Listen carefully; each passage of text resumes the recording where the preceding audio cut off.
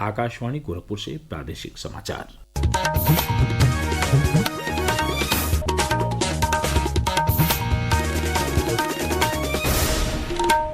नमस्कार, समाचार बुलेटिन के साथ मैं वेद प्रकाश पाठक। पहले मुख्य समाचार। आगामी पर्व त्योहारों को लेकर मुख्यमंत्री योगी आदित्यनाथ ने वीडियो कॉन्फ्रेंसिंग से की तैयारियों की समीक्षा। कहा, परंपरा के विरुद्ध न हो कोई कार्य। कानपुर के बिठूर महोत्सव में शामिल हुए मुख्यमंत्री योगी आदित्यनाथ युवा उद्यमियों को ऋण वितरित कर बोले, सरकार की व्यावहारिक और पारदर्शी नीतियों से हो रहा राज्य का सर्वांगीण विकास। केंद्रीय खेल मंत्री डॉक्टर मनसुख मांडविया ने लखनऊ में fit India Sunday on cycle अभियान की शुरुआत की। दैनिक जीवन में नियमित व्यायाम और साइकिलिंग पर दिया जोर।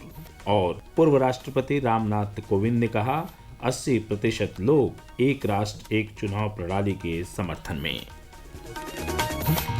अब समाचार विस्तार से। मुख्यमंत्री योगी आदित्यनाथ ने आगामी पर्व एवं त्योहारों के दृष्टिगत कल रात वीडियो कॉन्फ्रेंसिंग के माध्यम से कानून व्यवस्था की समीक्षा की। इस अवसर पर उन्होंने कहा कि आगामी दिनों में चैत्र नवरात्र, रामनवमी, ईद उल फितर और वैशाखी आदि महत्वपूर्ण पर्व त्योहार आने वाले हैं। राज्य में विगत 8 वर्षों में सभी धर्म संप्रदाय के पर्व त्योहारों के आयोजन शांति और सौहार्दपूर्ण माहौल में हुए हैं। इस क्रम को आगे भी बनाए रखना होगा। मुख्यमंत्री ने कहा कि परंपरा के विरुद्ध कोई भी कार्य न किया जाए। अराजकता फैलाने वाले तत्वों पर सख्त कार्रवाई की जाए। शरारतपूर्ण बयान जारी करने वालों के साथ जीरो टॉलरेंस की नीति के साथ कड़ाई से पेश आएं। मुख्यमंत्री ने अधिकारियों को निर्देशित किया कि अलविदा की नमाज के मौके पर विशेष सतर्कता बरती जाए और ईद के अवसर पर साफ सफाई, स्वच्छता व पेयजल की समुचित व्यवस्थाएं सुनिश्चित की जाएं। उन्होंने कहा कि श्री राम नवमी पर अयोध्या और चैत्र नवरात्र के मौके पर माँ विंध्यवासिनी धाम, देवीपाटन धाम, सहारनपुर में माँ शाकुंभरी धाम व सीतापुर में भी बड़ी संख्या में लोग आएंगे। आस्था और उल्लास के इन महत्वपूर्ण पर्वों के आयोजन को सुशासन, सुव्यवस्था का उदाहरण बनाया जाना चाहिए। उन्होंने देवी स्थलों पर महिला पुलिस कार्मिकों की विशेष तैनाती करने के भी निर्देश दिए। मुख्यमंत्री योगी आदित्यनाथ कल कानपुर के बिठूर महोत्सव में मुख्यमंत्री युवा उद्यमी विकास अभियान कार्यक्रम में शामिल हुए। इस अवसर पर उन्होंने कानपुर के 1302 उद्यमियों को 5 करोड़ 42 लाख रुपए का ऋण प्रदान किया। उन्होंने नवनियुक्त 329 आंगनबाड़ी कार्यकर्तियों को नियुक्ति पत्र और मुख्यमंत्री कृषक दुर्घटना कल्याण योजना के 127 लाभार्थियों को 6 करोड़ 35 लाख रुपए की सहायता राशि भी दी। कानपुर नगर की समीक्षा बैठक के दौरान उन्होंने विकास कार्यों और कानून व्यवस्था की स्थिति की भी जानकारी दी। मुख्यमंत्री ने कानपुर शहर में चल रही विकास परियोजनाओं को देखा। इस दौरान उन्होंने चुन्नीगंज में निर्माणाधीन कन्वेंशन सेंटर और चुन्नीगंज मेट्रो स्टेशन का निरीक्षण भी किया। मुख्यमंत्री ने कहा कि राज्य सरकार की व्यावहारिक और पारदर्शी नीतियों से प्रदेश लगातार सर्वांगीण विकास की ओर अग्रसर है। कानपुर भी विरासत और विकास के साथ जुड़ने वाले महानगर के रूप में तेजी से बढ़ रहा है।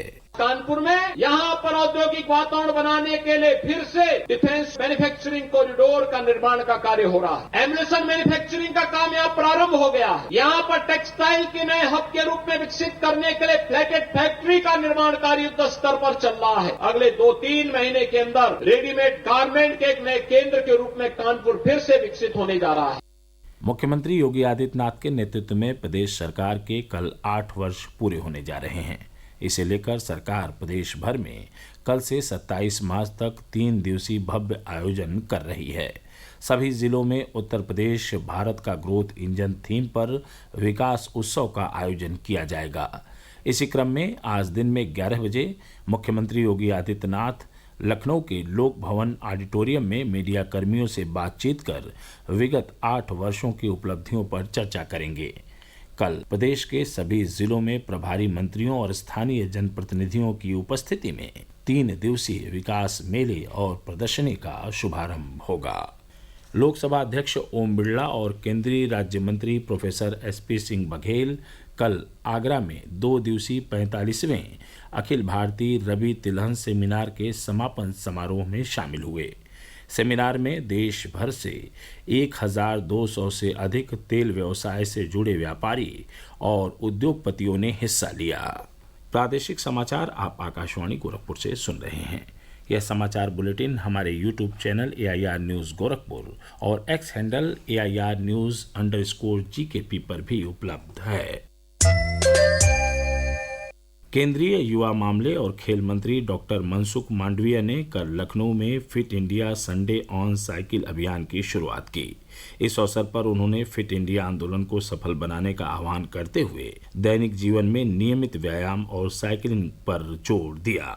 फिट इंडिया मूवमेंट में हर वीक संडे ऑन साइकिल समग्र देश में एक मूवमेंट के रूप में चल पड़ा है। देश के युवा, देश के बुजुर्ग, देश के सब लोग संडे 1 घंटे के लिए अपने स्वयं को फिट रखने के लिए साइकिलिंग करते हैं। राज्य के साथी स्पोर्ट्स मिनिस्टर गिरीश यादव जी के साथ 1000 युवाओं के साथ लखनऊ में ओबेसिटी के अगेंस्ट साइकिलिंग करके अपने स्वयं को फिट रखने के लिए संदेश दिया। साइकिल पोल्यूशन का सॉल्यूशन भी है, साइकिल फिट रहने का मंत्र है। साइकिलिंग से मेंटली और फिजिकली फिटनेस भी बढ़ती है। साइकिलिंग से फ्यूल की बचत होती है। इसलिए मैं देश के सभी नागरिक को आह्वान करता हूं कि हर संडे 1 घंटे के लिए साइकिलिंग करें और अपने स्वयं को फिट रखें। पूर्व राष्ट्रपति रामनाथ कोविंद ने कहा है कि एक राष्ट्र एक चुनाव को लेकर देश के 18,621 लोगों के बीच हुए एक सर्वे में करीब 80% लोगों ने इस प्रस्तावित चुनाव प्रणाली का समर्थन किया है। पूर्व राष्ट्रपति कल लखनऊ में आयोजित उत्तर प्रदेश उद्योग व्यापार मंडल के व्यापारी महाकुंभ सम्मेलन को संबोधित कर रहे थे। वह एक राष्ट्र एक चुनाव कमेटी के अध्यक्ष भी हैं। अलीगढ़ मुस्लिम यूनिवर्सिटी के जवाहरलाल नेहरू मेडिकल कॉलेज में उत्तर भारत की पहली विश्व स्तरीय नवजात हृदय रोग गहन चिकित्सा इकाई जल्द बनकर तैयार हो जाएगी। प्रस्तुत है एक report. Jawaharlal Nehru medical college का शुमार भारत के बड़े सरकारी अस्पतालों में होता है, जहां पर रोजाना 4 से 5 हजार मरीज इलाज के लिए आते हैं। और अब हृदय व बक्ष शल्य चिकित्सा विभाग के भारतीय तेल निगम लिमिटेड के साथ समझौता किया है। इसके तहत आधुनिक नवजात शिशु हृदय रोग गहन चिकित्सा इकाई बनेगी। CSR योजना के तहत इंडियन ऑयल कंपनी ने ICU की स्थापना के लिए 12 करोड़ रुपए की आर्थिक मदद की है। हृदय व बक्ष शल्य चिकित्सा विभाग के अध्यक्ष प्रोफेसर आजम हसीन ने बताया कि मेडिकल कॉलेज उत्तर प्रदेश का एकमात्र बाल हृदय केंद्र है, जहां राष्ट्रीय स्वास्थ्य मिशन के राष्ट्रीय बाल स्वास्थ्य कार्यक्रम के तहत निशुल्क बाल हृदय उपचार की सुविधा दी जाती है। रजनीश सिंह, आकाशवाणी समाचार, अलीगढ़। इस सप्ताह प्रदेश भर में मौसम शुष्क रहेगा। यह जानकारी मौसम विज्ञान विभाग के वरिष्ठ वैज्ञानिक अतुल कुमार सिंह ने आकाशवाणी को दी। एक हफ्ते के दौरान प्रदेश में कोई भी सक्रिय मौसम तंत्र नहीं रहेगा, जिस कारण दिन में तेज धूप निकलने से दिन का अधिकतम तापमान 4-5 दिनों के दौरान क्रमिक तौर पर 3 से 5 डिग्री बढ़ जाएगा और दिन में किरणीय ऊष्मन अधिक होने तथा तापमान में वृद्धि के कारण रात का न्यूनतम तापमान भी तदनुसार 2 से 4 डिग्री क्रमिक तौर पर 3-4 दिनों में बढ़ जाएगा। मौसम पूर्ण रूप से शुष्क बना रहने की संभावना है। संभल में बीते वर्ष 24 नवंबर को शाही जामा मस्जिद के सर्वे के दौरान हुई हिंसा के मामले में पुलिस ने मस्जिद इंतजामिया कमेटी के सदर जफर अली को कल गिरफ्तार कर लिया। उन पर भीड़ को हिंसा के लिए भड़काने का आरोप है। अपर मुख्य न्यायिक मजिस्ट्रेट की अदालत ने उन्हें 2 दिन की न्यायिक हिरासत में जेल भेज दिया है। और अंत में इस बुलेटिन के मुख्य समाचार एक बार फिर। आगामी पर्व त्योहारों को लेकर मुख्यमंत्री योगी आदित्यनाथ ने वीडियो कॉन्फ्रेंसिंग से की तैयारियों की समीक्षा। कहा, परंपरा के विरुद्ध न हो कोई कार्य।